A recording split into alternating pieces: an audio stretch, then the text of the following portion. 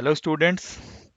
हम इस वीडियो में एक बहुत ही महान वैज्ञानिक और उनकी महान खोज के बारे में डिस्कस करेंगे। यानी हम Robert Millikan oil drop experiment के बारे में स्टडी करने जा रहे हैं।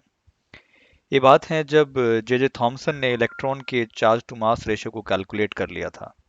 यानी सभी के सामने ये चैलेंज था कि अगर चार्ज या मास इन दोनों में से एक वैल्यू को हम कैलकुलेट कर लें तो हमारे लिए दूसरी वैल्यू को कैलकुलेट करना आसान हो जाएगा।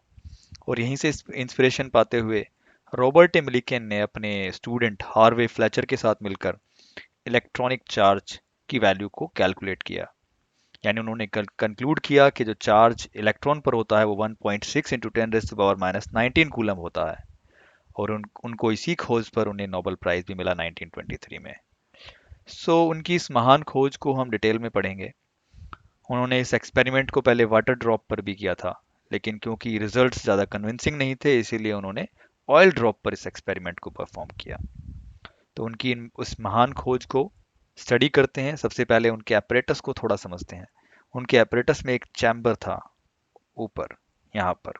उस चैम्बर में उन्होंने ड्रॉपलेट्स, ऑयल ड्रॉपलेट्स प्रोड्यूस किए थे किसी स्प्रेयर की मदद से। सेकेंड चैम्बर में ये ड्रॉपलेट्स वन बाय वन इस फाइन होल से होते हुए जाती थी। यानी यहाँ पर एक मेटल प्लेट थी जिसमें एक फाइन होल था।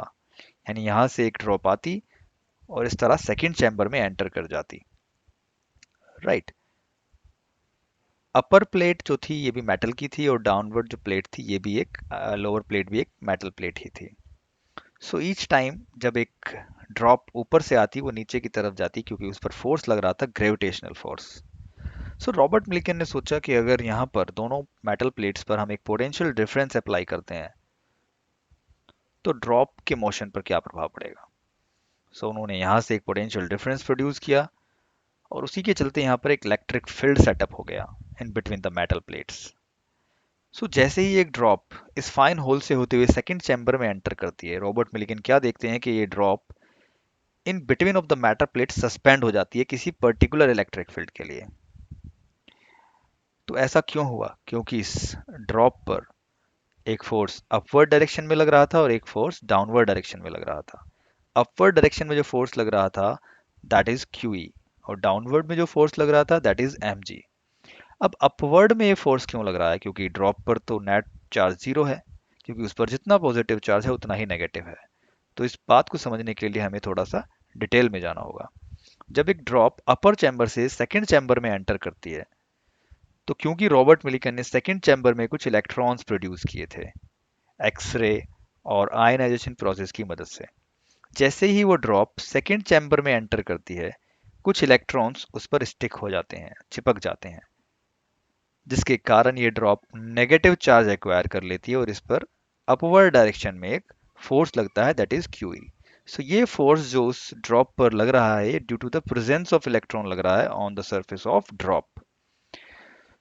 अगर ये ड्रॉप सस्पेंडेड है in between of the metal plates, इसका मतलब ये दोनों फोर्सेस इक्वल हैं।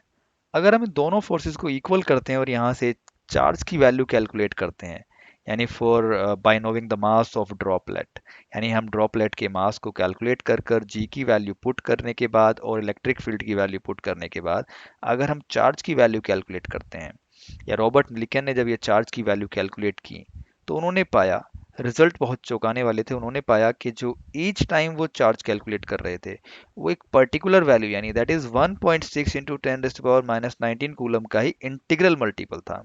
यानी हर बार जब इलेक्ट्रॉन कम ज़्यादा होते थे, यानी जैसे ही जो स्टिक करने वाले जो स्टिक होते थे ड्रॉपलेट पर इलेक्ट्रॉन वो कम ज़्यादा होते थे, तो चार्ज की वैल्यू भी ईच टाइम यानी ये सीरीज ऑफ एक्सपेरिमेंट में उन्हें कम या ज़्यादा मिलती थी।